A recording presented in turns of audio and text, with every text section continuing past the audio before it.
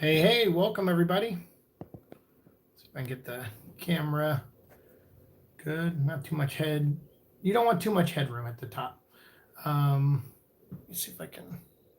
There we go. Excellent. Hello, everyone.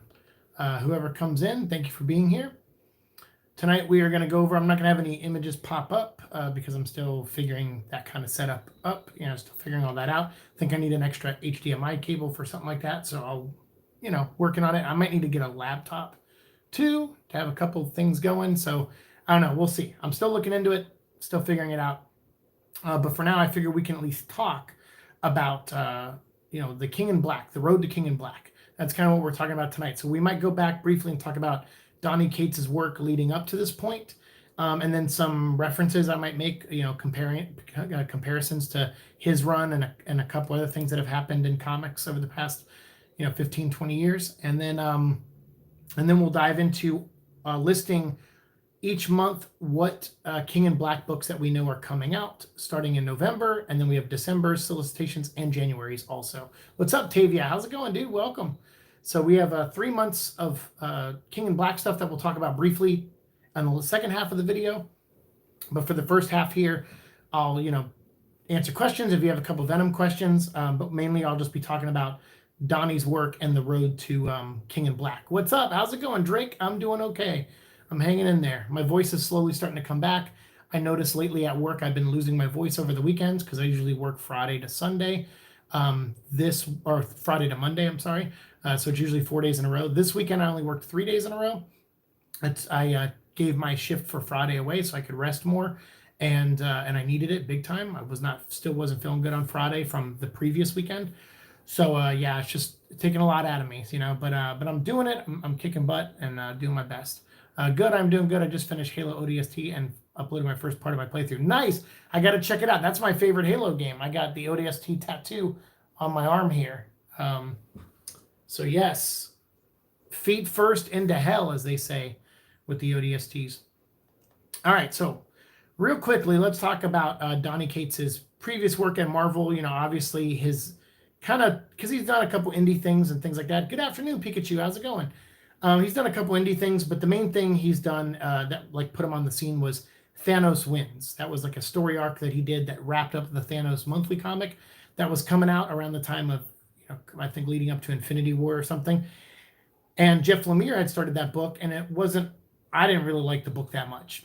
When Donnie Cates came on, he wrote the mother of all fan fictions, but it was fun. Like, I think a lot of people really liked it. He came in, he introduced the Cosmic Ghost Rider, which was the one thing in the story I didn't really like that much. But then he brought in like Silver Surfer holding Thor's hammer. And that's when the trend of writers just writing fanfic, like that feeling I get when I read their stuff, that's when it started. But I still, for what it was, I liked Thanos Wins. And that definitely put him on the map. And then from there, he went into Doctor Strange. And then he wrote, some issues there that led up to Damnation, which was, as you'll see, I do a video that'll be out tomorrow for Venom, Flash Thompson Venom, called Circle of Four, where Las Vegas gets taken over by the son of the devil, Blackheart. And it's very reminiscent of Damnation. Like, Damnation pulls a lot of cues from that storyline. And it made me laugh because I was reading it going like, oh, wow, there's a lot of references in here to Damnation, probably intentionally, but still, again, just showing that, I think Donnie Cates is one of those writers that just read a lot of stuff, worked in a comic shop, wrote for Bleeding Cool, read a lot of things, and then it sat in his head, and then now he's doing those things again with his spin on them. But if you've read comics for the past 20 years, you've seen, okay, so he's read all of these too. And sometimes that's good for continuity and sharing, continuity and stuff. But sometimes his stuff comes across as fanfic versions of those stories. And so we'll talk a little bit about that today. Damnation I thought was a mess. Yeah, a lot of people I think thought that story was a mess. Had 2 writers on it. It was Donnie Cates and Nick Spencer. And basically that was also a start of another trend that I see a lot in comics, which is let's make everybody one character. So Damnation was let's make everyone a Ghost Rider. And Death Metal or Metal, let's make every evil guy a Batman, a Bruce Wayne. And that's just getting even worse now in Death Metal, where they have Robins that are Bruce Waynes and stuff. like pretty soon Donny Cates is going to do this thing where Thor's hammer is, you don't have to be worthy to lift it. So it's like, okay, well, let's just make everyone Thor then. So these things are, I hate so much in modern comics. It's been popping up for the past 10 years or so, and I don't like it at all. It's really lazy, and it takes away, I think, what makes some characters special, and it dilutes it completely. And I'm not a big fan of it. So he started doing that in Damnation. Then he did a Guardians of the Galaxy run, which I have not read, to be fair to him. Death of the Inhumans I did not read because I'm an Inhumans fan. I have an Inhumans tattoo, and that came out around the time of the TV show or leading up to it, I think. And I just was like, I'm staying away from all things Inhumans right now, because I was like, I don't want to see them die in a comic, and I don't want to see a bad TV show version of them. So I kind of stayed away from all that stuff. Marvel Knights he wrote, which I read. It was okay. It was all right. I mean, I didn't love it, but it was okay. And then Silver Surfer Black, that happened after he started Venom, so that's more current, and that more sets up the Null storyline leading into King in Black. So these are all stories that, hey, what's up, Master? How's it going, X-Master? Then again, Scarlet Spider Ben Reilly was also in that event. That meant nothing because his book got canceled. His book got canceled almost a year after that event, so he at least limped on for a little while. The one story with Agent Venom, female Ghost Rider, and Hulk, yes, that's an X-23. That story I made a video for today. It will go up tomorrow. And then I also made a video that I talked about the Good Son, Web of Venom, the Good Son, and Web of Venom, the Wraith. Those two one-shots, because I forgot to make a video on those. So now we're completely caught up on King in Black. And actually, next week, I will be doing a video on Ravencroft. And then I'll also probably drop my Spider-Man Sin Eater and what's the new storyline called, where they revealed who Kindred is, which we're not going to spoil here. So if you know it, don't spoil it in the comments. We will talk about that probably next week when I conclude that storyline, and we'll talk about the Ravencroft series starring Norman Osborn. So we'll get into all that. But Donnie didn't have anything to do with those. So let's dive into the road to. So that's all Donnie's major work at Marvel. He's done a couple other little things here, like Marvel Tales and a couple issues here and there. But that was like the bulk of his big stuff, and that was like the train that led him to Venom. And Venom he took over after Mike Costa left the book.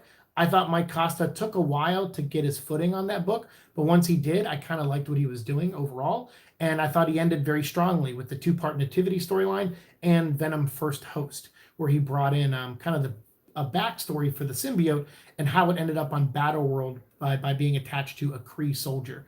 So I thought that was pretty cool too. And let me know if my TV is distracting you, because I can always turn it off as well. So anyway, I should have that's Ghost of Tsushima. I like hearing the crickets and all the sound, like the nature sound effects on it. So sometimes I just leave it on as like a screensaver.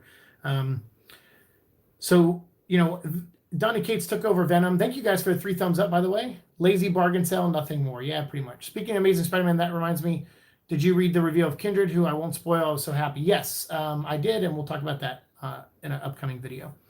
The Inhumans, I didn't give a darn because they tried to replace the X-Men. Yeah, I didn't like that either. I like the design of Red Venom Hulk with the Spirit of Vengeance. See, I don't like ideas like that. I don't like stacking powers. That's what they we talk about it, Eddie's Mullet and I.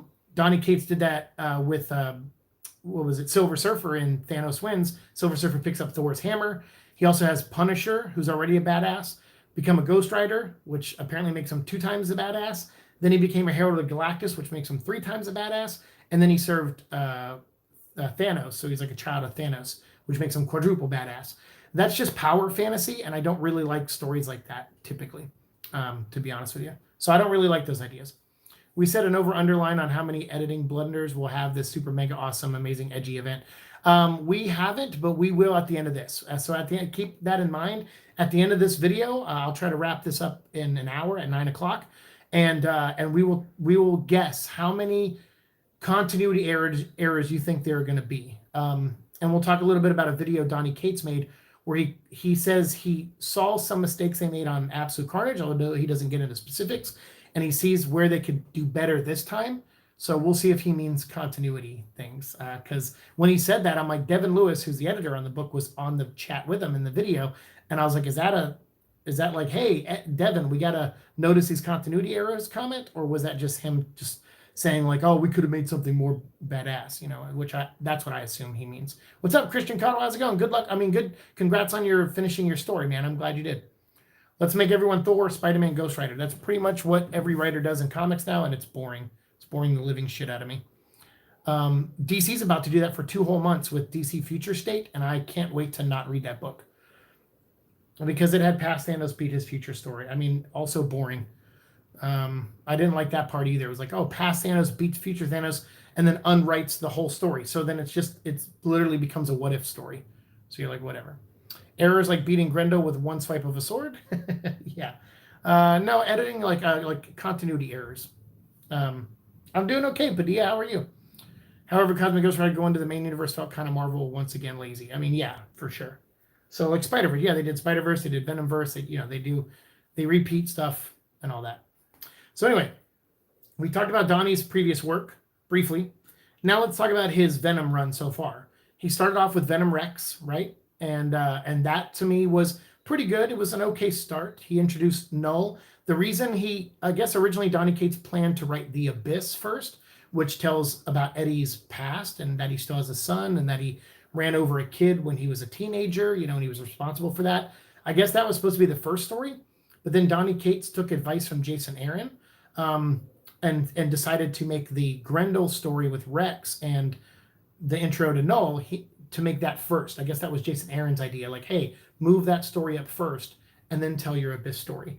And I think Donnie was on a better path the first time to build up to Null for the second arc. But I understand where the mentality of like get your action story out there first. Of course, that makes sense in Jason Aaron's case because that's what he does a lot. Jason Aaron, who's currently writing one of the worst runs on Avengers I've ever read in my life. And I'm not a huge Avengers guy, but he reminds me of why I'm not an Avengers fan. I think that book is really, really bad. And it's a shame because I think he's actually a pretty good writer. So, but I'm not liking, I dropped that book, I think twice. Like I got back into it like, oh, Blades? Oh, no, never mind. And then I was like, oh, they're going to do Phoenix? Oh, wait, Phoenix or Moon Knight? And then I was like, oh, he's going to become Phoenix now? It's like, it's so bad. So anyway, Donnie took his advice and came up with Venom Rex first.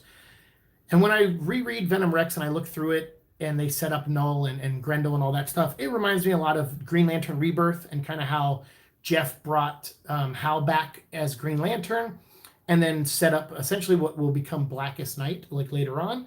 And that's essentially what Donnie was doing here. He's like, all right, let's set up my big event, my Blackest Night, my King in Black.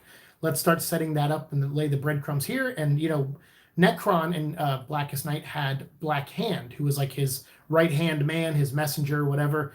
So Null has the Grendel. So again, similar themes regarding that. Black Hand also got his hand cut off, and recently Eddie got his hand cut off, although I think that's more of a Star Wars reference than anything.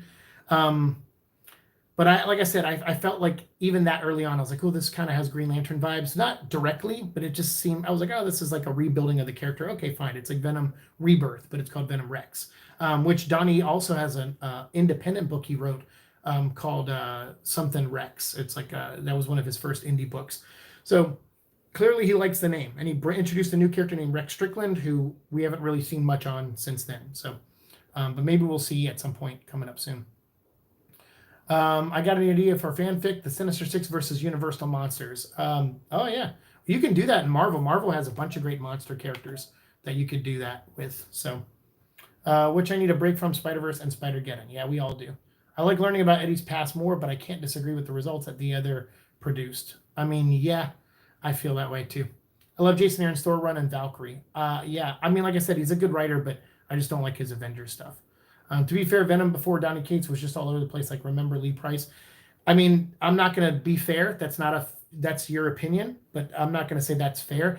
I mentioned that Mike Costa, in my opinion, had a rough start with his Venom run, but I thought he stuck the landing, and I thought overall what he did with Venom was interesting because he built Venom up with a supporting cast with Liz Allen and Alchemex and everything, which ties it into Spider-Man and Spider-Man 2099.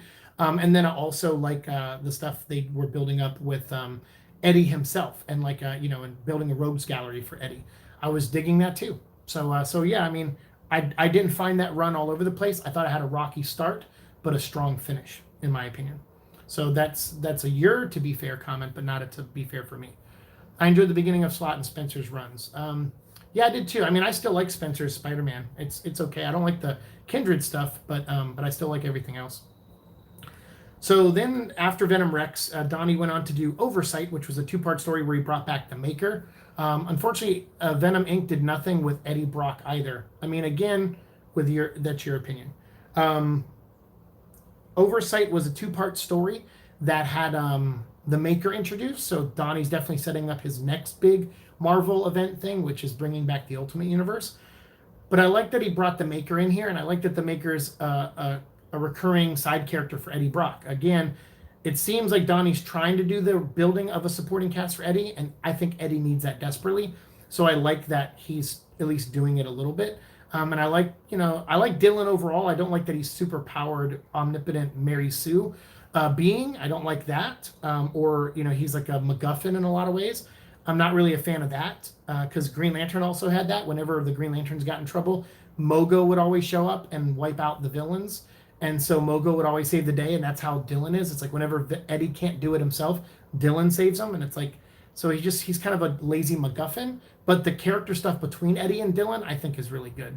What are you talking about? We got Loogie babies in Venom Inc. Yeah, that's definitely the thing I would criticize most in the Venom Inc. is the Loogie baby symbiote things. Like that seems silly to me.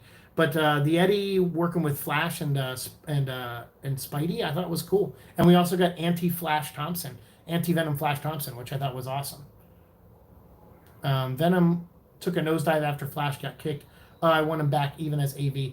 Yeah, Venom. After Flash Thompson, it was like the Guardians of the Galaxy run that Bendis did, and the Venom Space Knight stuff. And I haven't read that yet. We're gonna talk about that this season or early next season on this show. So I'm sure when I get there, I'll be disappointed. And then, the Lee Price stuff wasn't a good start, but I thought Mike Costa did a good job at the end there. Hopefully the Maker gains a seat with the Council of Reeds. Maybe, I don't know, he might be too evil. Spotify banned my Rogan episode, true, but they also gave us the terrible Lee Price again, and plus Black Cat still being an idiot. Yeah, Black Cat, that's a character they have trouble with sometimes. I think she's a great character, but Gary Stu and Mary Sue, is that the terms? Gotcha. So he's a Gary Stu. Gotcha. I'm not opposed to the idea of Price. Venom needs non-symbiote related villains in the worst way. I agree with that big time. So if Lee Price was just like a trained special agent guy, whatever, like his version of Kraven the Hunter, that would have been way cooler than him just being a symbiote again. Too bad Agent Venom Flash Thompson got killed for the terrible Red Goblin crap. I agree. Space Knight wasn't great, but I really liked how Flash and Venom actually talked about their problems. That's what I hear is the highlight of that, and I'm looking forward to that for sure. So Oversight and the Annual, that was like, I can't really compare that to a Green Lantern book, but around that time, it would have been like compared to No Fear, which was the first story that Jeff Johns did after after Rebirth, not Blackest Night, but after Green Lantern Rebirth. He did a story called No Fear, which kind of reestablished Hal back in the DC universe. Oversight doesn't really do that for Venom. It more or less is a seed for a future story for Donnie to do with the Maker. But that's fine, because at least the Maker popped up a couple times, like during Absolute Carnage stuff. So it was a good setup for me, I think. But the Abyss was a story that I kind of compare a little bit to Revenge of the Green Lanterns, which was Jeff Johns' second arc, I think, after Rebirth, where Hal Jordan remembers leaving a bunch of Green Lanterns for dead, but then he finds out they're not dead. In this storyline, in the Abyss, Eddie thinks he has a sister and doesn't know he has a son, and then he finds out he doesn't have a sister and does have a son. And then he also comes to terms with hitting the kid with the car when he was younger. So it kind of was like, oh, it's a memory thing. It's going back into the past and retconning. That's kind of what Jeff did, like a soft retcon, and that's what Donnie did in his run here with the Abyss as a soft retcon. So again, and just look at the placing of Venom Rex and Green Lantern Rebirth. And then you have a story, which in Venom's case was Oversight, and in Green Lantern it was No Fear. Then you have the memory, soft retcon story for Venom and Green Lantern. So again, the pacing. So I started noticing this at that time, and when I said it on Thinking Critical's podcast and a couple other places, people genuinely were like, "Dude, you're reaching too far." And I'm like, "Well, maybe I am, but I notice patterns big time. I notice patterns, and I know that Green Lantern run like the back of my hand." So I was like, I feel like there's some subtle connection here. So Then they did War of the Realms and Savage Avengers, which Donnie didn't really write, but that kind of separated Eddie and the suit for a while and let them go off on their separate adventures. And then Eddie did a thing where he bonded with like a crystal version of a symbiote thing, and also that brought in a new Jack-o'-lantern with superpowers, which was kind of cool, who may still be out there with the crystal thing. So that's pretty neat from the Three Witches. So I hope that story comes back by Cullen Bunn at some point. Then we got Venom 16 and Absolute Carnage, which to me is essentially Venom Sinestro Corps War, if you're comparing it to Green Lantern again, because after Revenge of the Green Lanterns, there was How Wanted. So again, and then we had that story, and then we had War of the Realms, and then you have your big crossover, Sinestro Corps War, and then you have Absolute Carnage. So again, from a pacing standpoint, almost even to the same numbers of issues, these runs run pretty parallel to each other as far as pacing a setup for a big event. So that was going on. So I'm like, okay, we have Absolute Carnage, which essentially is the Sinestro Corps War. It's Hal Jordan versus his main villain, which is Sinestro, and Venom versus his main villain, which is Carnage, outside of Spider-Man, of course. But Spider-Man's in it, and they team up, so Spider-Man's still there. So then we got all the Venom, Web of Venom one-shots, which was Venom, Carnage Born, Unleashed, Cult of Carnage, Funeral Pyre, Good Son, Wraith, and then pretty soon we'll have Empire's End. So there's 8 Web of Venom one-shots that kind of tie into all this. And there's 2 Venom annual number 1s. There's the regular Venom annual number 1 that came out around the time of the Abyss storyline. And then there's the Venom number 1 that my friend Ryan Cady wrote, which I don't know why they didn't call that Venom annual number 2. They just called it Venom annual number 1. And then that led us into Venom Island, and now we're reading Venom Beyond, which are like, if you look at it compared to Green Lantern, after the Sinestro Corps War, you had like 2 or 3 stories, and then you went into Blackest Night. And they did Secret Origin, I think, which was like a retelling of Hal's story. But if they didn't do Secret Origin, Blackest Night would have started around issue 30 or 31, and that's coincidentally where King in Black is starting for Venom, is around issue 30 to 31. So again, I just find the parallels really funny, and really way too coincidental in a lot of ways. So that's why I bring this all up. So let me go back, now that we've finished that, let me go back and read your comments, and then we'll dive into what King in Black storylines and issues are coming out. What was that? I hate retcons. Yeah, for sure. Ghost Rider vs. Carnage. Yeah, that was a good one-shot in Absolute Carnage. Space Knight, I thought, was Marvel's way to replace Rom with Venom. It was. It was because I guess they wanted to do something with Rom and couldn't, and so IDW got the rights to it. So yeah, I think that's what it was. And of all characters to replace Rom, it seems weird you would do it with Venom, but whatever. And not like Marvel was using Rom much. Remember the Annihilators? No, exactly. Yeah, that's true too. That's true too. Let me make sure I say your initials right. VCXZ. What was that? I hate retcons. Yeah, I do too. But I mean, some soft retcons I understand are inevitable. You got to update characters and things like that. But some things I don't agree with. Like Venom losing a sister. I'm like, what's the point of that? Why take her away? She didn't do much in the story anyway, but she did just enough to make her an outlet to tell stories with. But that goes back to my theory that, he doesn't really, like, Donnie doesn't write women well, and so, in my opinion, and so that just goes back to that, like, my theory on that. Like, he just avoids, and he's like, oh, I can retcon this woman out because I don't know if I'll be able to write her. It's like, whatever, dude. Just trust yourself, man. Like, you're making a name for yourself, Donnie. Like, trust your abilities. Venom Space Knight was only used to save the trademark on Space Knight. Oh, that's what it was. But they could have given that to anyone else. They could have turned Black Knight into Space Knight. Like, they could have used any other character. Dreamstone, that's what it was, yeah. There's a reason for that. It's mostly because Marvel lost the rights to Rom. Yeah, exactly. Right, it's with Hasbro again. It is, yes. Which, does Disney own Hasbro? I can't remember. Or does Hasbro still its own thing? Probably it's still its own thing, I'm guessing. Same reason you see one-shots of oddball titles that used to be Marvel ongoings back in the day. Yes, same reason. Man, I still can't believe they brought Wraith back of all the characters to pick. Yeah, and they brought him back just to get rid of him, kind of. So, I'll talk. I already recorded that episode, so it'll go up tomorrow. So you'll hear me talk more about that tomorrow. Yeah, Rom is with Hasbro, but Space Knight is Marvel's. You're right, the term Space Knight, yeah. Why so many tie-ins with Venom? I don't know. I mean, like, he's like the #1 selling Marvel book right now. So I guess that makes sense to a degree.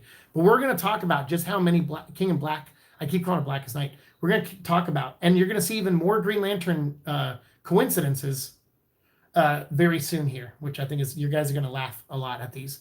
How many times we going for this event? So far, I counted like 30 or something, or maybe a little less than 30, but maybe I counted 30 individual books. Maybe that's what it was. So maybe they're not all tie-ins, because I think some of them are actual King in Black issues and Venom issues. So there may be like 15 to 20 tie-ins so far, but there's a lot, way more than there should be, I feel, especially considering how much of a mess Absolute Carnage was with the tie-ins. I feel like this is a mistake that they're doing. Hopefully most of the story won't be boring and forgettable to where it doesn't make no sense, or it didn't make no sense not existing. I mean, if you gave me a Venom book tomorrow, I probably wouldn't reference anything in Donny Cates' run. So, hey, what's up, my head? How's it going? Tomorrow's my 32nd birthday. Happy birthday, everybody! Wish him happy birthday. Yeah, Venom Space Knight feels like a cash grab. It's a weird cash grab, that's for sure. Thank you guys for the 7 thumbs up, by the way.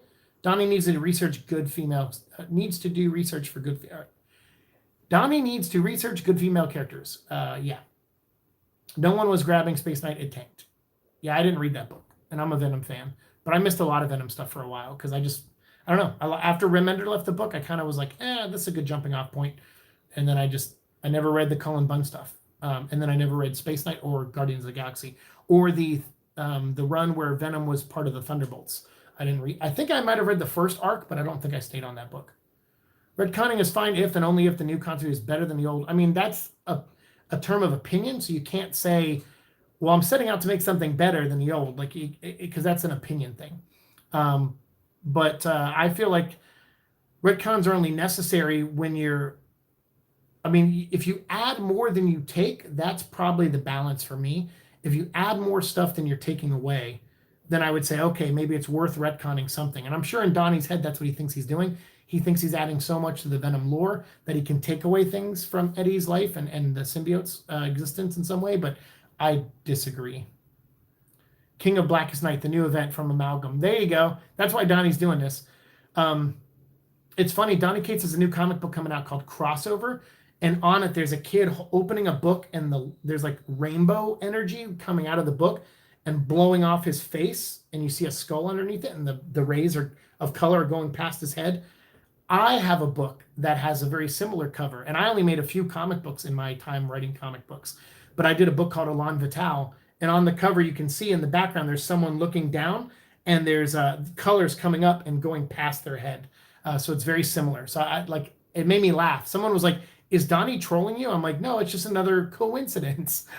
Like, I'm pretty sure Donnie has no idea I exist on, like, he doesn't think about me. I know he follows me on Twitter, which I don't use anymore. And he asked to be on the show, which he hasn't ended up doing, when I asked him and sent him my questions. But so I know he knows I'm alive to an extent, but I don't think he really follows what I do. But yeah, I just thought that was a funny coincidence too. I'm like, wow, that's a cover of my comic, which is pretty funny. That's pretty cool for us Venom fans. Hopefully Sony and Marvel invest more with these characters. They are, and they will. I mean, Venom made a ton of money, so they'll keep investing till they lose money on it. Yeah, retcons if it's organic and not forced. It's hard, again, because some people will say it is forced, some people won't, so it's a matter of opinion, but, you do your best. Hey, you're welcome, man. Happy birthday. Thank you guys for saying happy birthday. He could just retcon women into dudes so he could write them. Savage, but fair. My birthday is a week from now on the same day that I was born back in 1998. Hey, well, happy early birthday to you. I don't know if I'll do a live stream next week, but if I do, make sure you pop in. Well, happy birthday, yeah. It's a bizarre coincidence. There's a lot of them.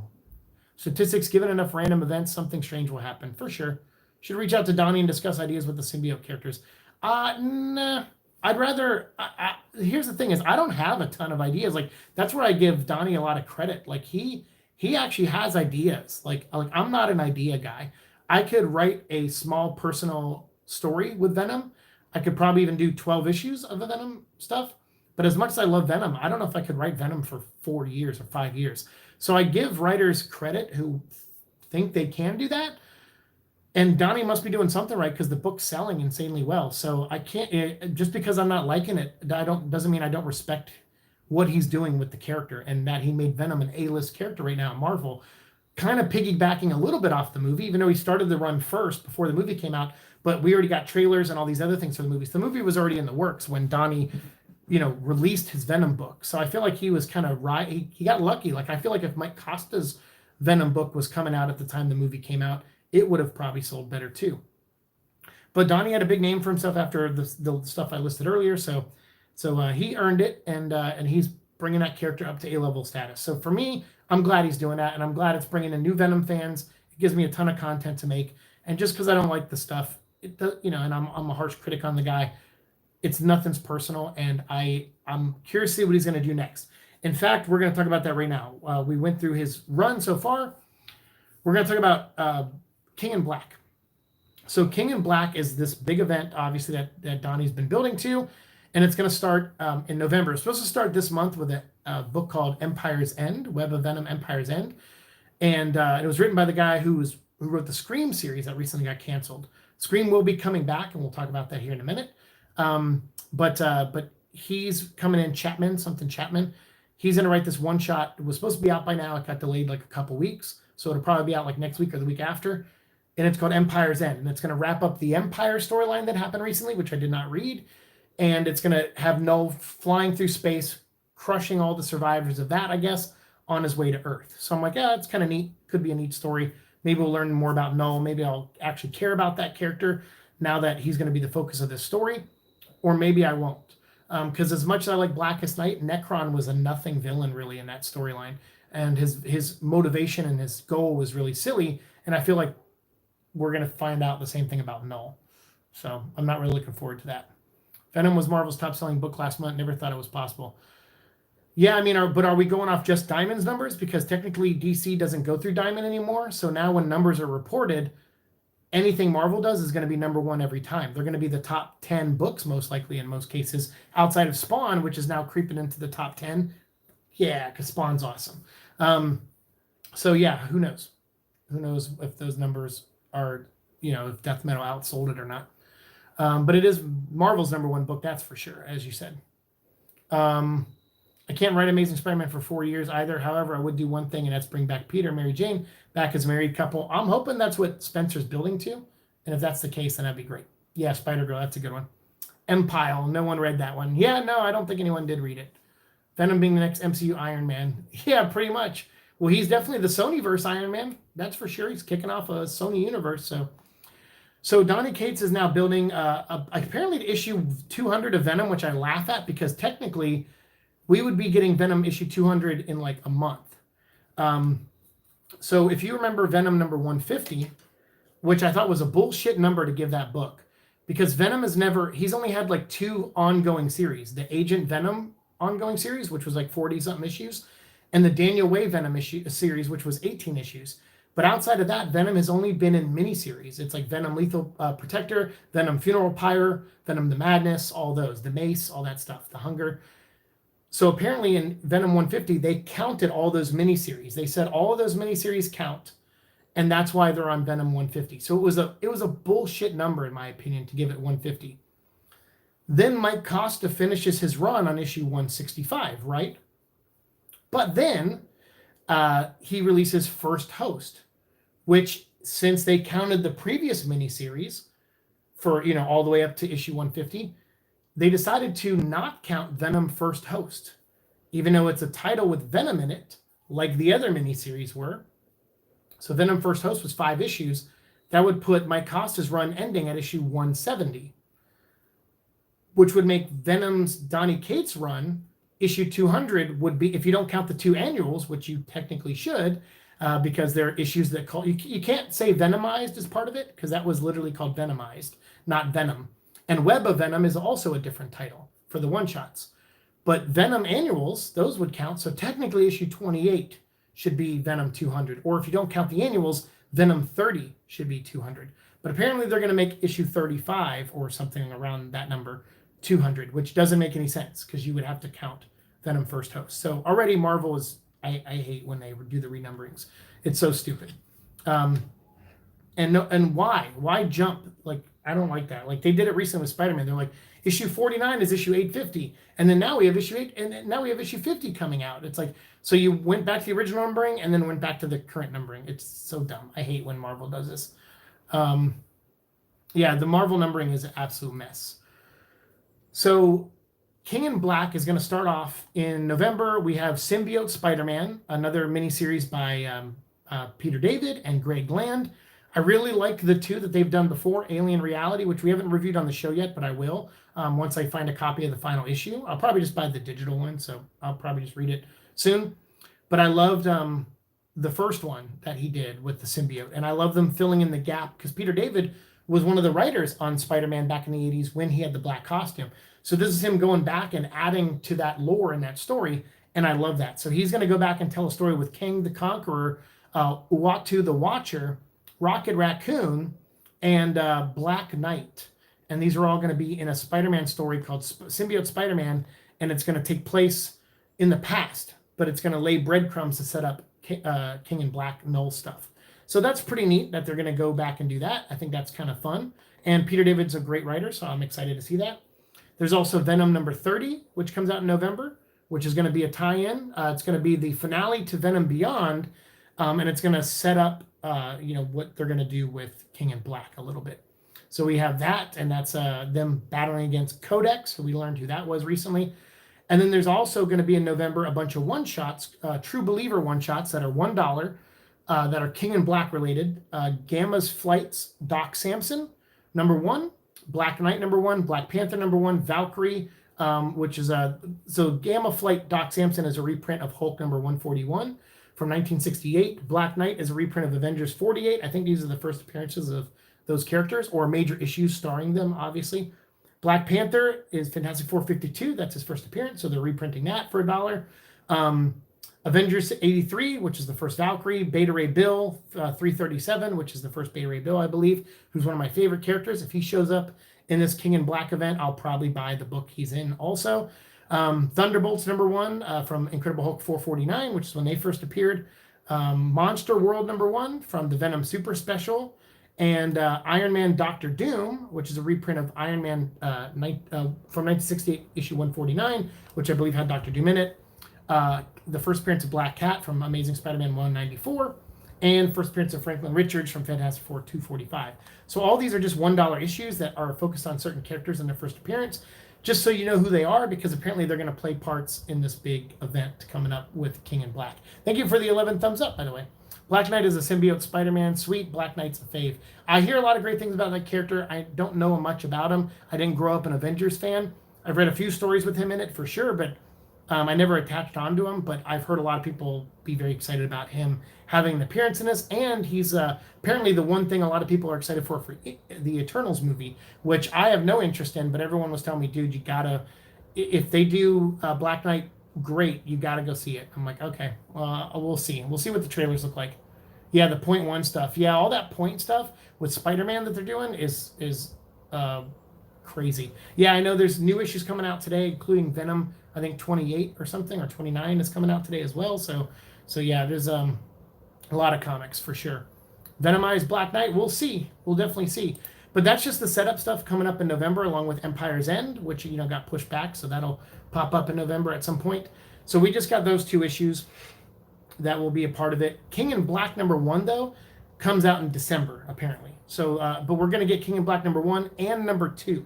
But I think Donnie Cates said recently that number 1 and number 5 are double-size issues. So it's almost like Ryan Stegman had to draw 7 issues, but they're telling it in 5 issues, which I'm glad they're doing that, because I really hate when events take like 8 months to finish and they drag it out. I really hate that. So I'm glad they're cleaning that up and doing it in 5 issues. I figured the Ebony Blade is going to get tied into Null somehow. That's what someone was mentioning about his sword, the Ebony Blade. So yes, I think that is going to tie in. No, everything I'm going to talk about is tie-ins. So everything I'm talking about here is King and Black related. So yeah, all of them are tie-ins. So yeah. Yeah. Oh man, I hate fan wank even when it's official. Yeah, pretty much. Yes, Dane Whitman is awesome, so you got to read up on him. See, you're like the 20th person. My friend Nathan that lives here in Florida, he and my friend Gene who lives in South Florida, they both are like big Dane Whitman fans.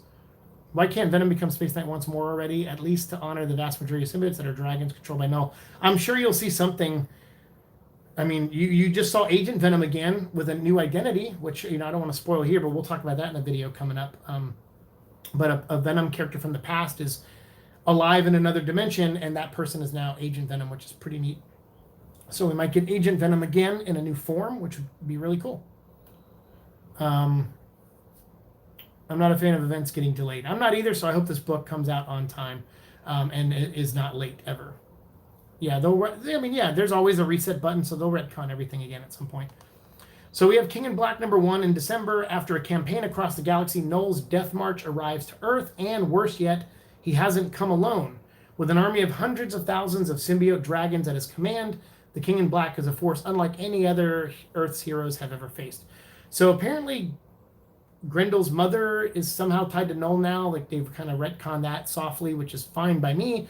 But then that means, like, so Null, I guess Null turned every symbiote that was caging him into Grendel's, I guess. Seems like that anyway.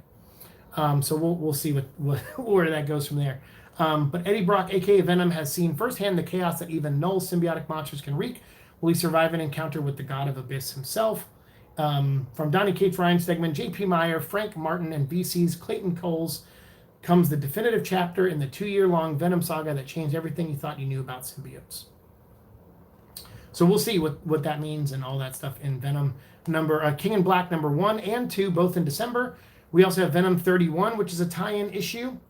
Venom 31 by Donny Cates and Iban Coelho. So I'm gonna buy King in Black, the main 5 issues, and I'm gonna buy Venom, the 4 or 5 issues that tie into that. And I'll read up, and I'll probably buy Venom 200 probably also, even though I think it's not proper. Venom 30 should have been issue 200, but whatever, Marvel. So anyway, so we'll read, I'll read all that stuff. But all these tie-ins, though, I'm not going to review on the channel. If you're looking forward to me talking about all this stuff, I'm not going to. I learned my lesson with Absolute Carnage. I wasted money on a lot of those tie-ins, and I was really not happy with them.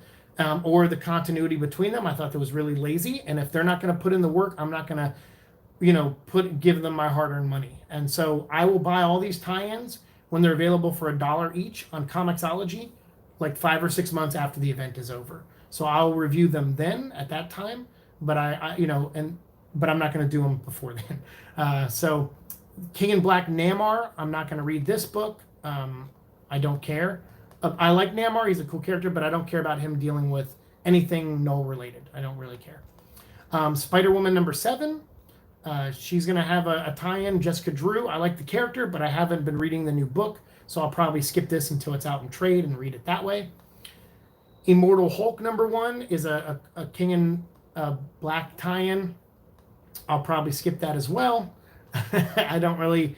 Immortal Hulk's been fun. Like, I've been reading the trades, but I'm like 2 arcs behind now. And that's just of what I own. I haven't read up until that part yet.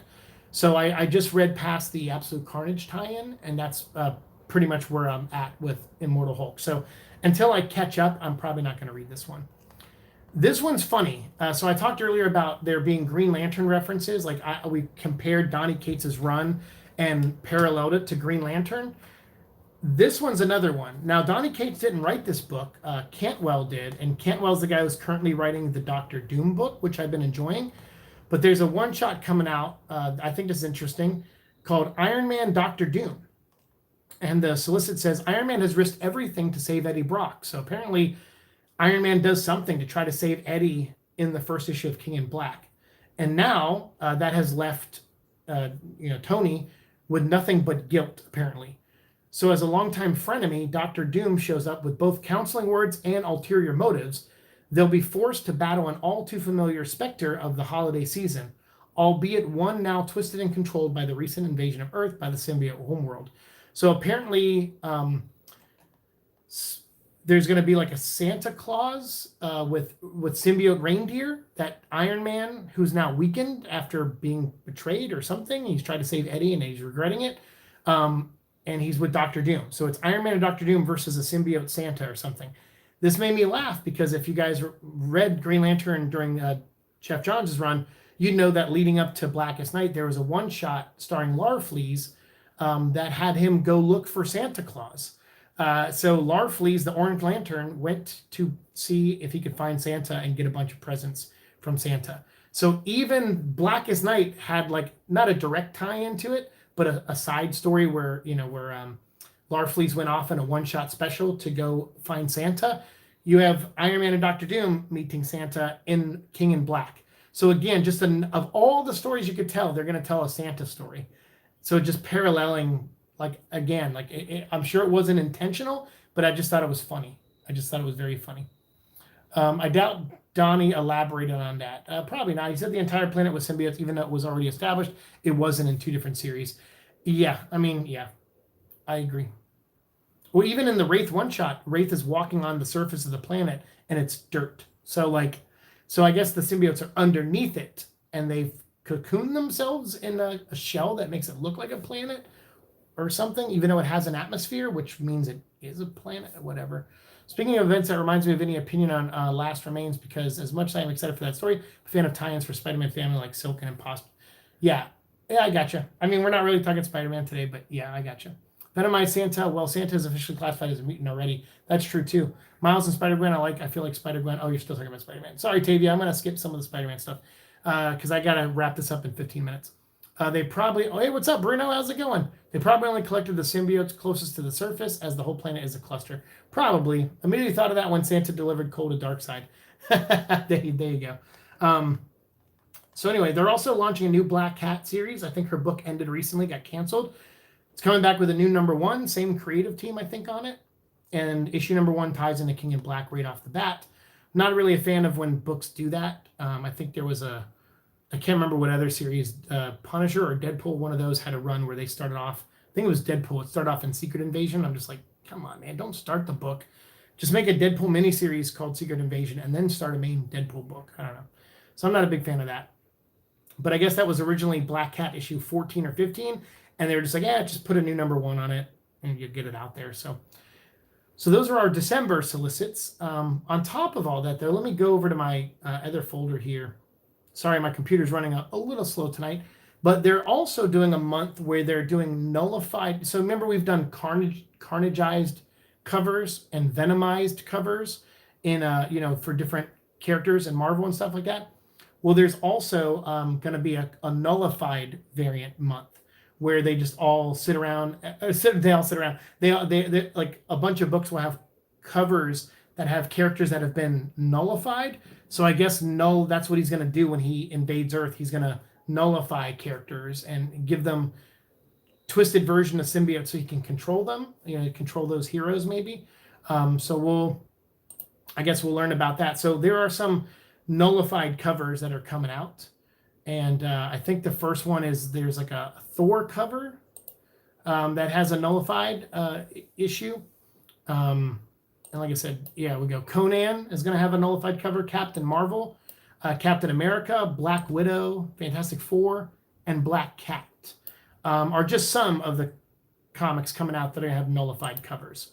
So those will be, something they're going to touch on at some point. And have those out. I think those might be in November or December. I can't remember.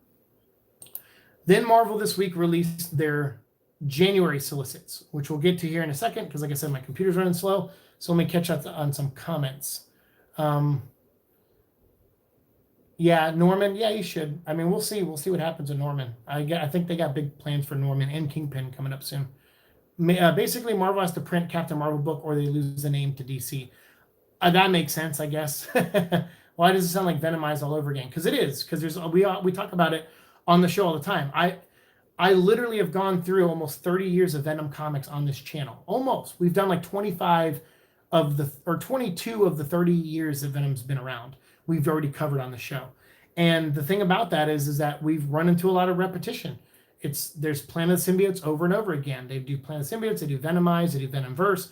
It's just, hey, let's put a symbiote on everybody. And that's when nowadays, and like I said in comics, they're like, let's make everyone an evil Batman. Okay. And let's make everyone a Ghost Rider. Okay. And let's make it to where anyone can pick up Thor's hammer. Okay. And they just keep doing that. And I think it's terrible fanfic. I hate it. I really do. But hopefully King in Black will be slightly different. I just hope that Donnie subverts expectations a little bit, and it's not just Null coming and putting a symbiote on everybody and then controlling them. I hope it's something more interesting than that, because I will burn out on it pretty quickly. Yeah, like Tavia says, I'm burned out with Venomized because we've seen that before during the X-Men Blue Garbage. Exactly. Yeah, that was part of Cullen Bunn's trilogy. He did the Venomverse, then the Planet X stuff, and then Venomized. So that was like his trilogy of stuff. And then I thought, okay, we're never going to get that again for a couple of years. And 2 years later, first we got Absolute Carnage like a year and a half later, and then we're getting King of Black now. So in January, we got King in Black #3 coming out after last issue's shocking finale. By the way, Donny Cates does say, don't read Venom 31 until you read King in Black #1, because King in Black #1 apparently ends on a note that really screws things up for the Marvel Universe and the heroes. And I guess that sets up the Santa issue with Iron Man, and I guess that also sets up Venom #31. So don't read those out of order, he says. King in Black #3, after last issue's shocking finale, the heroes of the Marvel Universe are reeling, outgunned, and outmanned, but never outdone. They unite and face Null, God of the Abyss, as he ensnares the planet in darkness of his reign. Superstars Donny Cates and Ryan Stegman continue to raise the game and the stakes for the Marvel Universe in this earth-shattering epic. And on the cover, you have Thor fighting Null. It's actually a really cool image. But we're also going to get King in Black, Planet of the Symbiotes.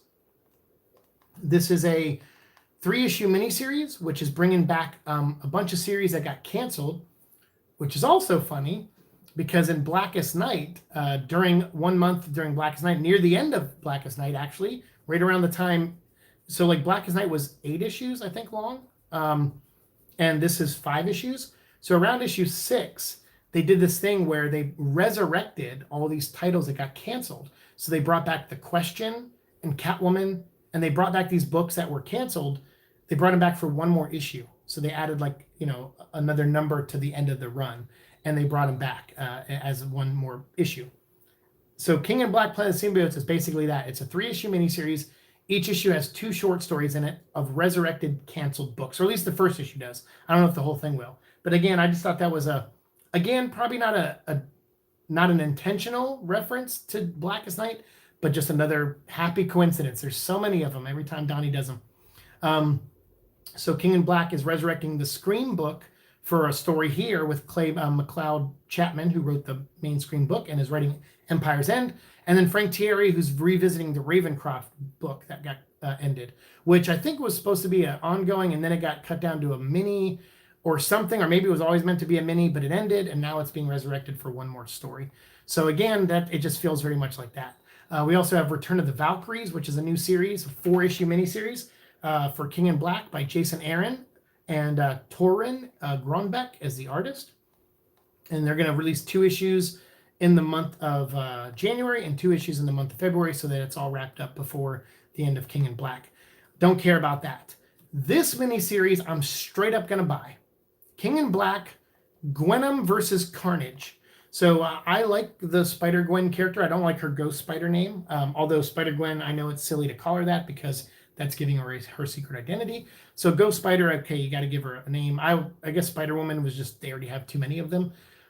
So Ghost Spider, whatever, she's Ghost Spider. I kind of enjoy that book. It's a guilty pleasure of mine. I like the character. I'm such a Gwen Stacy fan. When I heard that they're going to, recently they gave her the symbiote back from her multiverse storyline. So I like that. I've been reading that. It's not great. Sean McGuire, whatever his name is Shannon McGuire, is not the greatest writer in the world, but I kind of, like I said, it's a guilty pleasure of mine. So the fact that they're having Gwenom face Carnage, and I think it's going to be the Carnage that slunk away from Venom Island. I think it's the actual Carnage. I'm curious to see how that's going to go, honestly. And so that's a 3-issue miniseries, and art is by Flaviano, who I do like, and the cover is amazing. It's by Ken Lashley, who I'm a huge fan of, and I'm interested. I'm interested to see where they go with that storyline. So I might pick that one up, honestly. And just because you guys told me to, King in Black, Black Knight #1 by Simon Spurrier and Jesus Saez. I'm going to pick this up so I can learn a little bit more about Dane Whitman. I'm going to read some other stuff. I bought, actually, they had a sale not too long ago with some Black Knight stuff in it, and I bought them on Comixology. So I'll try to catch up on who that character is before this one-shot comes out so I can talk about him a little bit more. But yeah, so Dane Whitman's going to have his own one-shot in King in Black, and I will probably buy that one because it's a one-shot, so I don't have to buy too much, which is good. Yeah, Ghost Spider is a dumb name. I'm not a big fan of it. I maybe thought of Blackest Night's revival issues when you mentioned that. Dang, GL comparisons is spot on. Pat yourself on the back, man. I mean, that's great that you had the same wavelength, but I mean, to me, it's obvious. Like, it's one of those things where I'm sure if you ask Donnie, he'll go, coincidence, or, ideas are cyclical, or he'll have something like that. But to me, I'm just like, they're so coincidental. And like I said, I've read that Green Lantern run so much. Like I've been a Green Lantern fan since I was a kid. and rarely did we like Green Lantern was elevated to rock star status the way Venom is being elevated right now. But now it makes sense why, because it seems to me Donnie is just pulling from a lot of like his ideas and concepts are just from Jeff's Green Lantern run, and because they're not super direct references, some people like will still tell me to this day, they're like, dude, you're reaching. I'm like, I'm reaching. There's literally a Santa story in both. There's resurrected titles in both. Like, am I really reaching at this point? Like, they're pretty obvious to me. Like, and that's not a slam against Donnie. Like, if he's referencing something because he's a fan of it, that's great too. But it's like, to me, I'm like, all right, well, the easiest way to success sometimes is to copy other people's success. And although it's not direct copies, it's certainly not. It's not a one-to-one comparison by any means, but there's just a lot of coincidental things that are very similar, and that's just how I feel about it. But that's great that you're on the same wavelength. That's funny. Carnage is on a shark. Yes, he is. So maybe he'll show up as a shark and try to eat Gwenom, which will be funny. Hey, what's up, Bruce McDonald? How's it going? Hey, Bruce, I am off tomorrow and Thursday. So either of those mornings that you want to record, let me know. Especially Thursday, that's a little bit better for me. But if you can't Thursday and you can tomorrow, let me know. Because tomorrow I'm going to try to go out and find like send out resumes and stuff like that. So if you can't tomorrow, or if you can only tomorrow, let me know. And I'll try to work something out with you. But if you can't and you can wait till Thursday, I'm down. Or we can do it next Tuesday morning. You let me know, because I'm typically off Tuesdays through Thursdays now. But I want to have you on. I want you to be my next episode. And then after that, I'm going to talk to someone named Rich, I think, from who's been emailing me and stuff. So, yeah, he sliced them in half for sure. Also got into GL a while ago with Rebirth, but I kind of got sick of Jeff shilling for Hal and throwing the Guardians under the bus. I mean, there was a lot of that, and I definitely have criticisms of Jeff's run for sure. Because he kind of did with the Guardians what every writer does to Xavier on the X-Men. They just like reveal secrets that they've been hiding and make them look like bad guys. And it's like, I don't know. I don't like when they do that. Street Shark, yes. My head is like a shark's fin. Uptown, baby. They're also resurrecting Thunderbolts, is getting a 3-issue series. I'm semi-interested in this because of the team they have. They have like Rhino and Baltrak, the Leaper, and Taskmaster and Kingpin, I think, and a couple other people. But I'm probably not going to buy it. Even though I like Juan Ferreira's artwork and Matthew Rosenberg, he's hit or miss. He's okay. But I'm probably going to skip this Thunderbolts book. Even though Thunderbolts is one of my favorite Marvel teams of all time. I really love the original team with Baron Zemo. But I even like the team that Norman Osborn put together. And I even like the team that was led by Hawkeye. And even the team after Norman Osborn, where he was still kind of in charge of them. But it was like other characters like Ghost and stuff. Like, I have that entire run. I like Thunderbolts. But I don't know. I'm just not into this too much. I don't know if I'll read it. Just because of money. I mean, like, all these tie-ins are going to be like $4.99 each for the most part. Like, this is an expensive book. I mean, like I said, like in December or November, we have like Symbiote Spider-Man, which is 1 of 5. And then we're going to have issues 2 of 5 and 3 of 5 probably during December and January. There's a lot of stuff coming out for this event, King in Black. Random issues like Daredevil, issue of Daredevil. I love that run. By the way, that's my favorite Marvel book right now, is Chip Zdarsky's Daredevil run. I have a few criticisms of it, but mostly it's amazing. And Marco Ciccetta's artwork is so amazing. But they're going to cross over with King in Black, which I'm like, I was hoping that wouldn't happen. But apparently it is for 1 issue, so whatever. It's just 1 issue. But it's going to have Daredevil and Elektra in it, and I guess with symbiote stuff going on. Same with Deadpool issue 10 by Kelly Thompson and Gerardo Sandoval. It'll be cool to see Gerardo Sandoval draw symbiotes again. But and Deadpool obviously has a connection to symbiotes, even though a lot of us don't like that. But still, it's there in continuity, whether we like it or not. So, or to some degree of continuity, Deadpool continuity, I guess. But so a lot of tie-in issues too. So I'll buy Daredevil because I read it monthly, but I'm not gonna buy a lot of this stuff.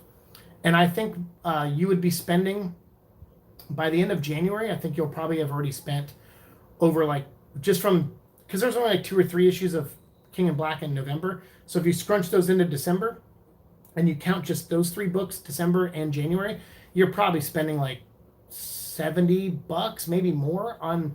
And that's what I spent. I think it was like $80 total on on Absolute Carnage, was like around $80 total or something like that. Maybe my math is off. I can't remember. But I remember being not too happy with the amount of money I spent and making all those videos. And I'm just like, oh, I wasn't really enjoying that book, especially the lack of editing between, the tie-in issues. Like I thought it was really lazy, actually. So I don't want to spend money on these. Like I'm just afraid they're not going to work out. And if they do, I'll read them later when they're $1 each, and I won't be mad that I spent $1 on them. We also have Guardians of the Galaxy, number 10 is going to tie in. Savage Avengers, number 17. Guardians of the Galaxy by Al Ewing and Juan Cabal is the art. And Savage Avengers by Jerry Duggan and Kev Walker. Also Sword number 2. The Sword 1 and 2 is going to be a part of it. They're also launching a new book called The Union, which is also going to tie into this giant event. So there's so much. Like there's so much, and I don't even have all of it pulled up. I mean, that's how much there is here. Is because like the pages I went to look up solicitations, they didn't even list every single thing in there, which I thought was funny. I'm like, man, there's so many other books, that like a couple other books at least. So we went through Spider-Woman, we went through the main King in Black book. Atlantis Attacks is another book that's coming out that ties in. Like I said, Symbiote Spider-Man we already talked about, Thunderbolts we talked about, Valkyries we talked about, Black Knight gets a one-shot. The monthly Venom books obviously get a one-shot. Guardians of the Galaxy, Empire's End, we already discussed, Deadpool, Daredevil. Contest of Champions, I think that's just the video game, is getting Red Goblin and Cosmic Ghost Rider, so if you're a fan of that. Also, speaking of video games, if you're playing Marvel Future Fight, which I just re-downloaded it today because they added Morbius to it, and I thought about doing like a fun Morbius video using gameplay footage, so I'm playing that again. So Eddie's Mullet and everyone else out there, I'm back on Marvel Future Fight. Apparently they're going to bring Scream into it and some symbiote stuff, and we're going to get an update very soon regarding that. So be on the lookout for that as well. And also new Spider-Man Maximum Venom toys, and the final episode of Maximum Venom will be coming up, I think, on Sunday. Either this Sunday or next Sunday, I can't remember. But that'll be coming up too.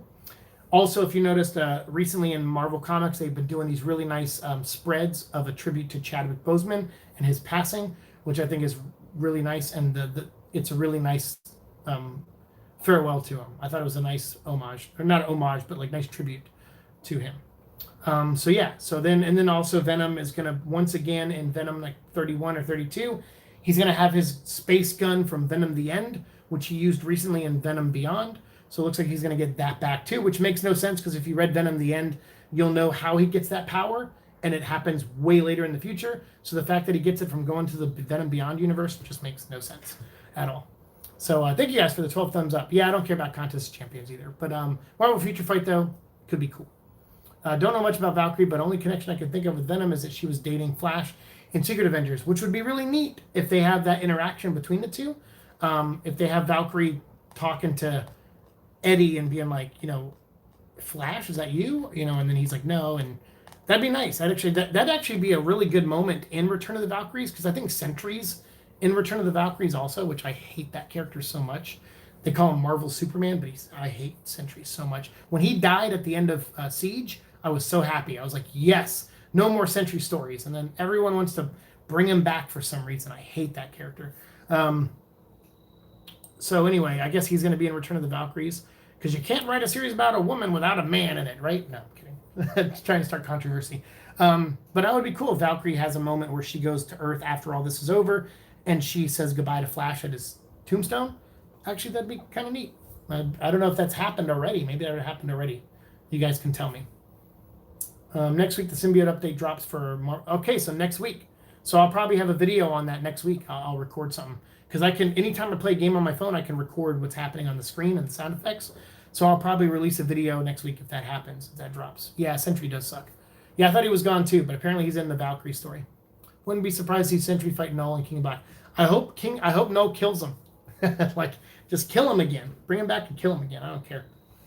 So that's it. We'll talk for about a few more minutes, maybe about 6-7 more minutes, and then we'll wrap this episode up. But I want to thank you guys for hanging out with me. I know I'm still figuring out things on the computer and how to hook up stuff to it and stream on here, and I'm using my phone still to do the live streams because my webcam went out, because I'm starting to learn how to do the thing where you can see me and I can pull up images for you guys. Like I'm learning how to do that kind of stuff, to make my live streams a little bit more interesting. But now it's going to have to wait until I get a new webcam, which I'm going to order one. I found one for really cheap on Amazon, and it's a good one too. I get a lot of good reviews and ratings, and it'll do, I think, what I need it to do for these live streams. And I think I can use OBS to capture what's on my screen and pull up images for you guys. So I'm learning that stuff, and I will try to, hopefully in the new year, mainly in 2021, it'll be something I can upgrade the channel with, because one, I just don't have a ton of money right now, even for a cheaper webcam.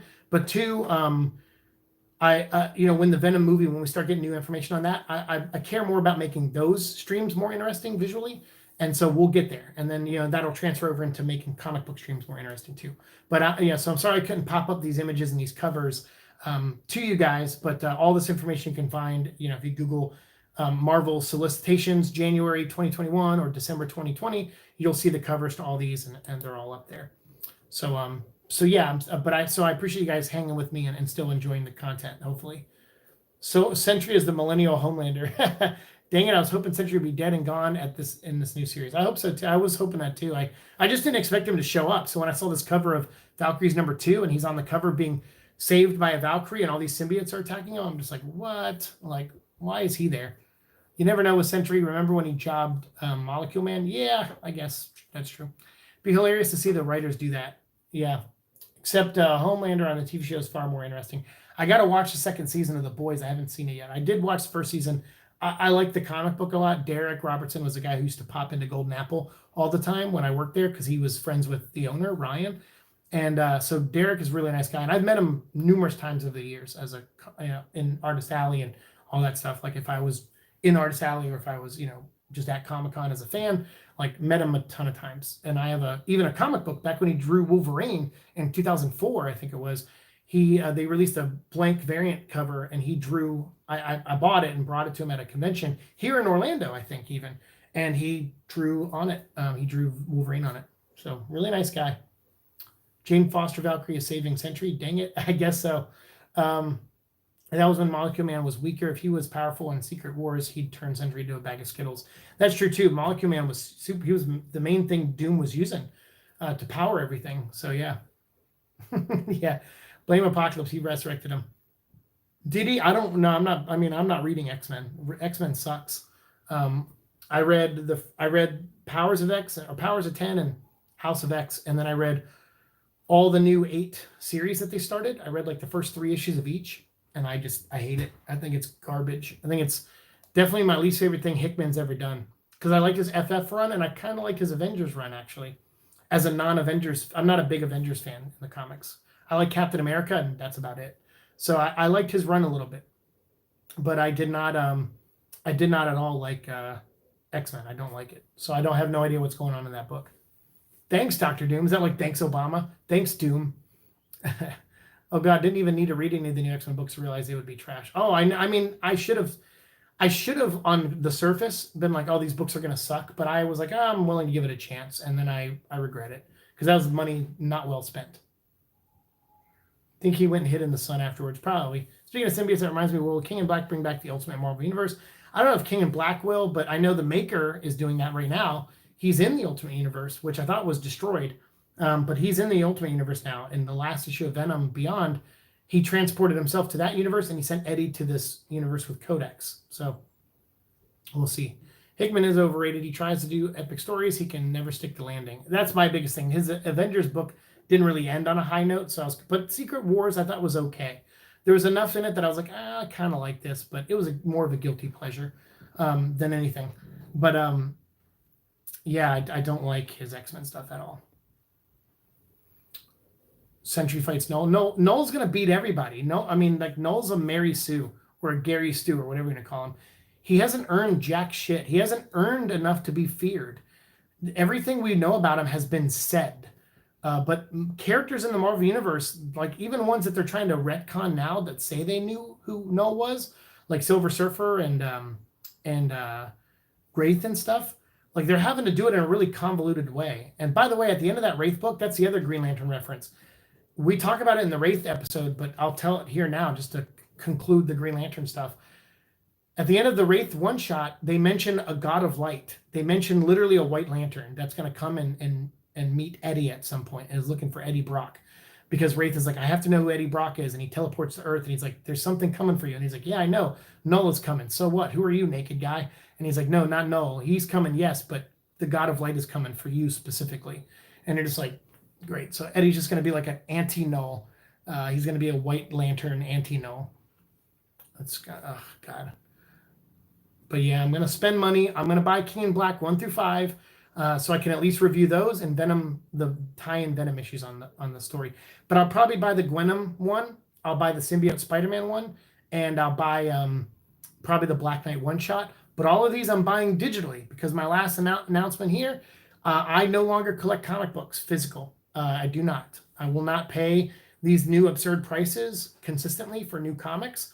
I will now wait till they go down to $1 on Comixology. And I know that sounds mean, but it's just because of money. Like I'm hurting so bad for money recently. Like I've been selling some stuff online and selling some stuff privately, like, offline, just to make a few extra bucks. And it's been tough. Like, it's like, I was living off my 401k because I wasn't on unemployment like during this whole COVID thing. Because if I was, I would have been doing okay money wise, but I'm not. So I had to eat up my 401k, and now I have nothing left. And so it's been tough. And my job I work now, I live less than paycheck to paycheck. Like I could work 40 hours a week, and those two checks together would still be like $5 to $10 short of rent, what I owe for rent every month. So no matter what, like it's been tough. So I'm cutting back on comics big time, and I'll only like I can buy things on Amazon sometimes, which then show up in my Comixology account, because sometimes I get Amazon credit for stuff.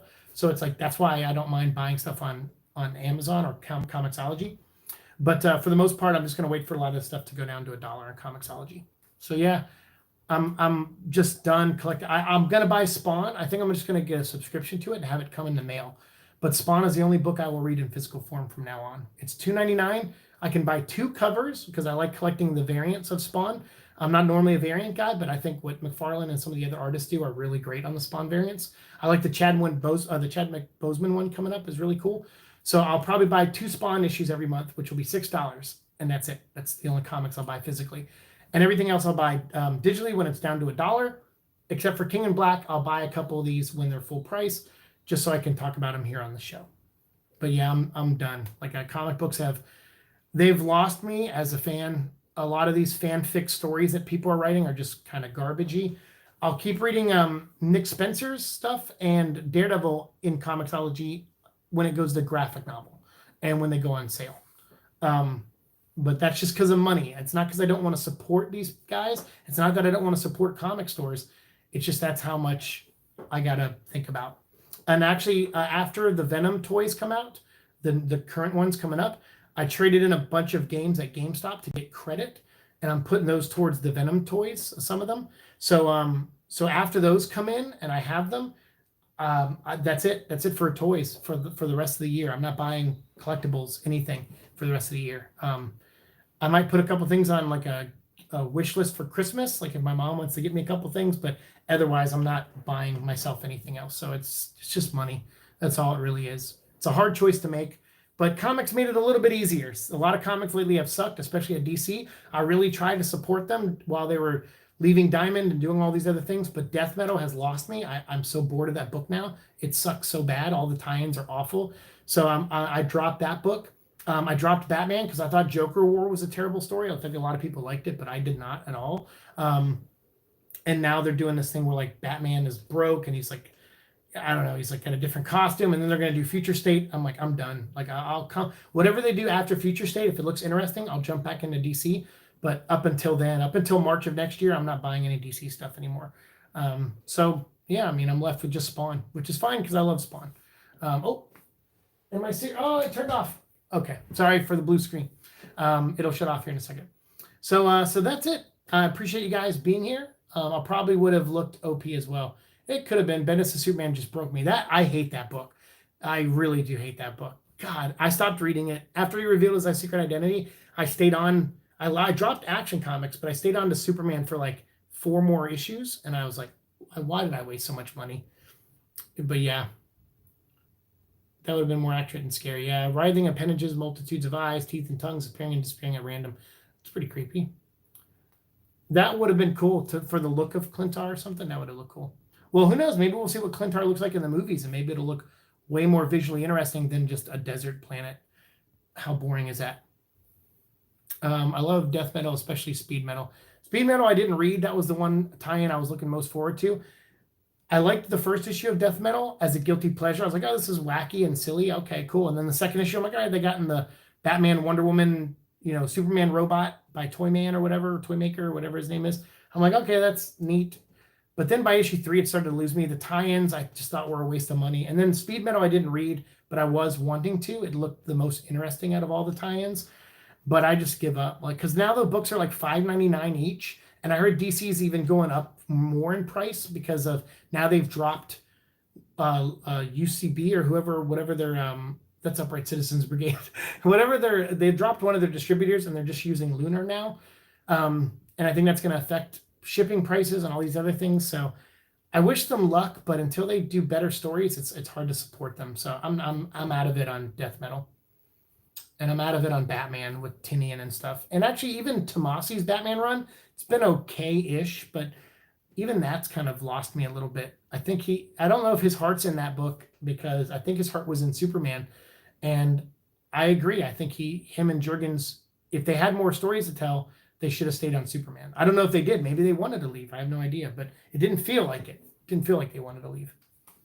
Teen Titans is also terrible. Yeah, for sure. $5.99 Jesus. Yeah, a lot of comics. Even King in Black, there's a couple $4.99s and $5.99s in King in Black. I think Marvel and DC both have 2 or 3 $9.99 comics coming out in December. And that was really, for me, like, F you guys. Like, recently, Spider-Man 850 was $9.99. And then the very next week was Spider-Man number 50. So it was Amazing Spider-Man 49/850 with the legacy numbering. And then the very next week was issue 50/851. So since it was technically another milestone issue, it was $5.99. But the $5.99 one I felt was worth it. The $9.99 one was not worth it. I was really upset paying $9.99 and reading that book. Luckily, I didn't actually pay it. I had store credit at the comic store I shop at. So I didn't have to pay $9.99 for the book. I got it with the store credit, but still, it was not worth the store credit either. So yeah, Carnage tries to reach out to Clintar, maybe Venom and 3 and Planet Venom. I mean, to me, I like they said in Venom 1, it was a throwaway line, but they said that they came from somewhere, that they were sent as a scout party. And remember, Riot wanted to take the rocket back to space so he could let the Clintar race know that there's a whole planet of hosts for them that they could take over. So Riot definitely wanted to lead an invasion. He wanted to go back. He was the general of this away team, essentially, that Venom was a part of. And it looks like Venom was just like part of the away team, and maybe got treated badly on his homeworld, because he says, to Eddie, I was a loser like you are here. I was a loser on my homeworld. And that's why they bonded or whatever. Like, that's why he saw a kindred spirit in Eddie. Even though he does other things in the movie that, contradict that. But still, like trying to kill Eddie. But yeah, I think they're setting that up big time. Like, I'm pretty sure the third movie will probably be an invasion story of some kind. Probably even Carnage, if he is an offspring of Venom, or maybe he's another symbiote sent to look, to find out what happened to Riot's crew. We don't know where Carnage comes from in the next movie. I hope he still is an offspring, because I like the dynamic of him calling Venom Dad. But we don't know. We don't know where he comes from in the new movie, so we'll find that out when it comes out. But I think they probably are. Carnage will probably be like, oh, let's bring Carnage down on the planet. Let's rain symbiotes on everyone. We don't know what the motivations are, but they could set that up. I think Avi Arad said in an interview that he wanted to do more of an invasion thing, setting up. So maybe we'll get that in the second movie, and then the third movie could be a big invasion story, and maybe Venom has to call on Spider-Man for help or something. I don't know. We'll see. See what happens. They should have taken notes from the Seed and took notes from the Seed and Maximum Venom. Yeah, we'll see. By the way, we're going to see that conclusion soon, so definitely tune in. In a week or two, I'll have my review up whenever that episode goes up. And also, Maximum Venom is going to be coming to Disney Plus in November. So if you haven't seen the show at all and you have Disney Plus, you'll be able to watch all 6 episodes in November on Disney Plus. God, I'd love it if Toxin comes into movies. Miss him. We'll see. We'll see. Because I think there's been rumors about his alter ego being in the new movie, but we don't know. So we'll see. It does sound like a ripoff. Sorry, they are in the $7.99.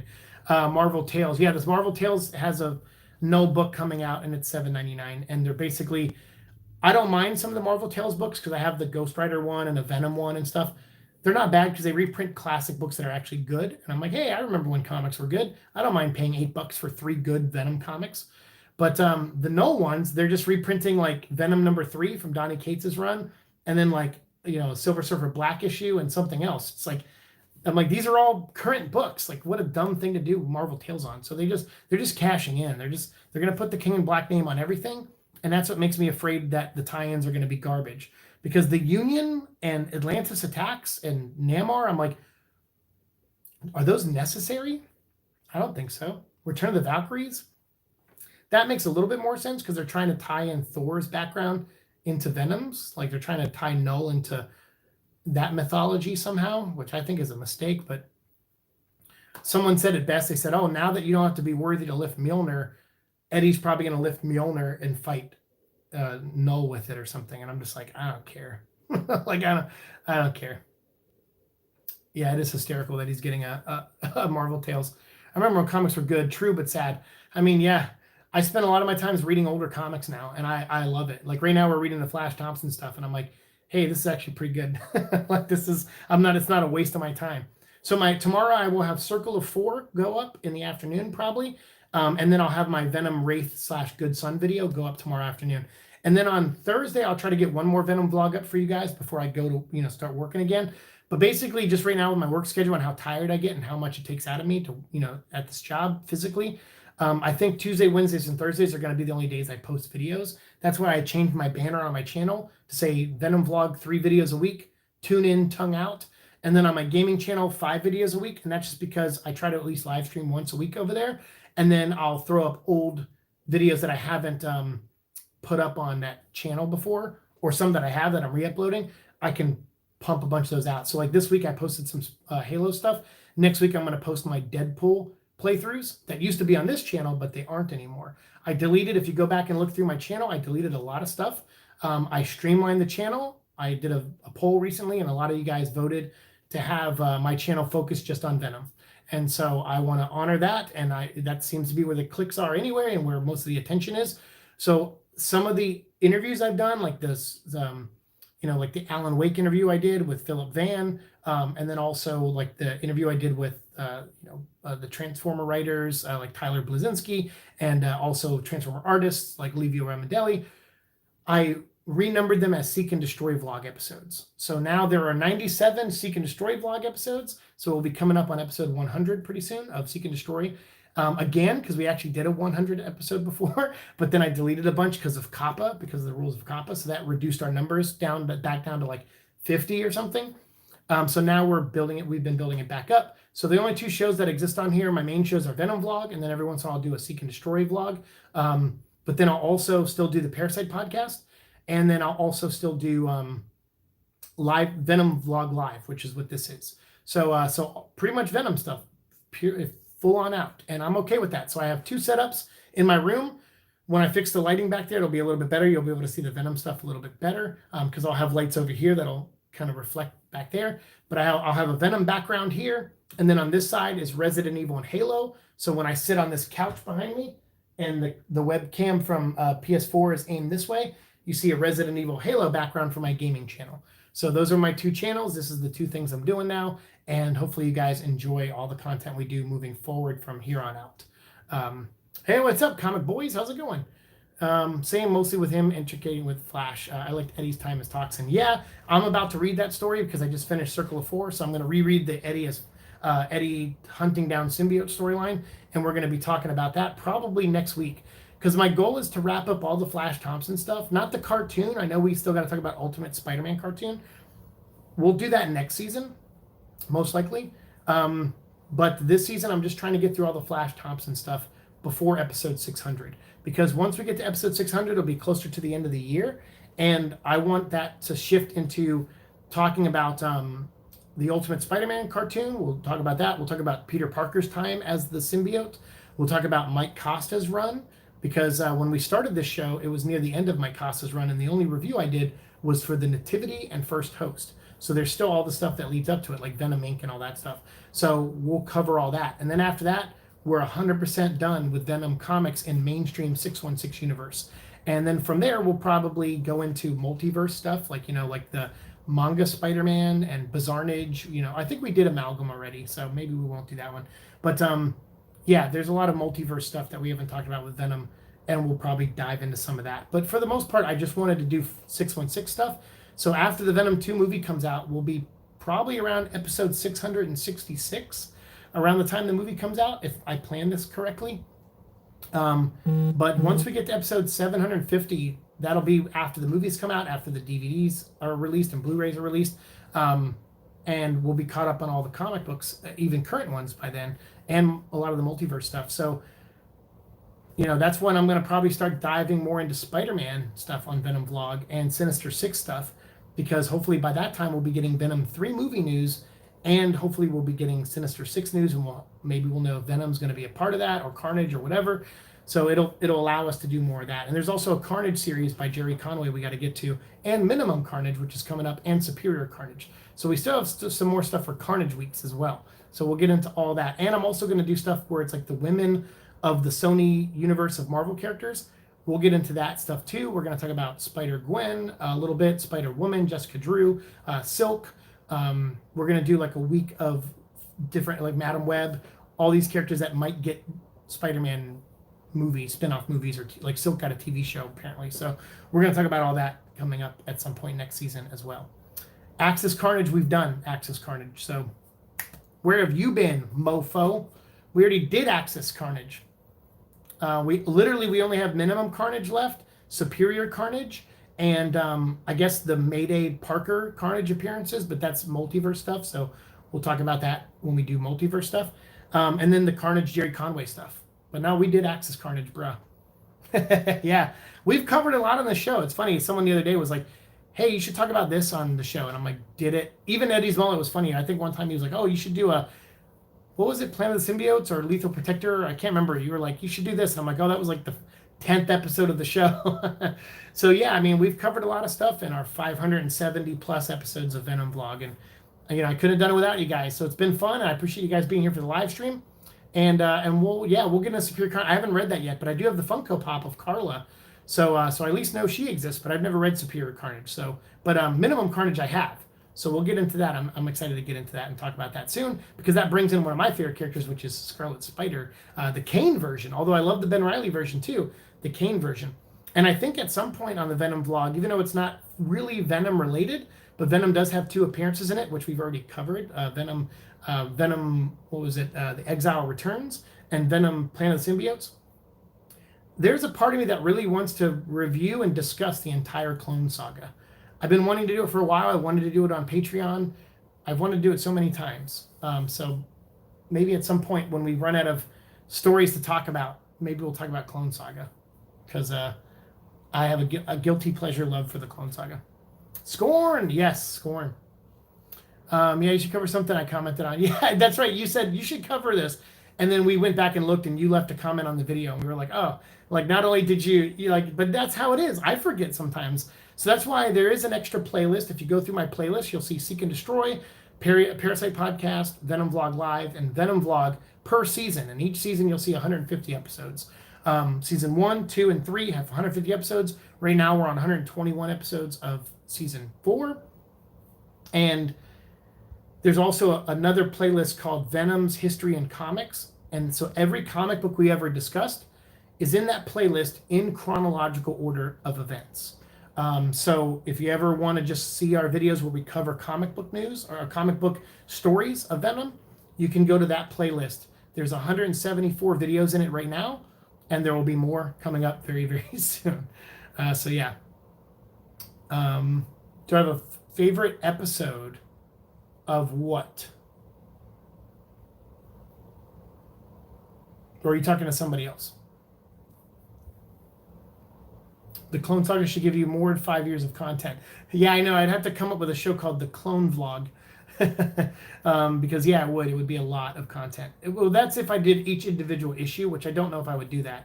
I own them all in digital form in omnibus size.